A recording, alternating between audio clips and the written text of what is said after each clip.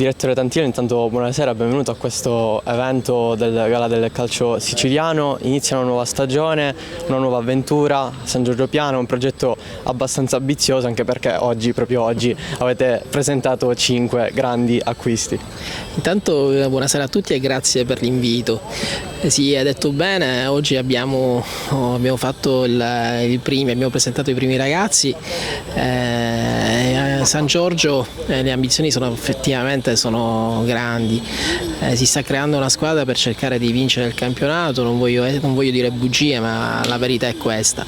Devo dire che il Presidente mi sta mettendo tutto a disposizione per poter fare proprio un bel lavoro e poter regalare appunto alla piazza di Piana degli Albanesi l'eccellenza prima possibile. Sarebbe praticamente un doppio salto, ci sono stati grandi cambiamenti, insomma i sogni sono proprio questi, è difficile anche quasi a crederci.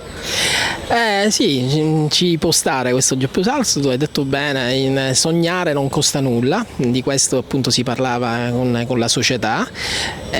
Oggi i corpi che avete visto appunto con Giacchino Serio, con Tarantino, con Duro, con Giovenco, lo stesso Ciancimino, diciamo che sono tutti ragazzi che hanno fatto l'eccellenza e ragazzi che veramente meritano categorie superiori a quello che è la promozione. Comunque va bene un po',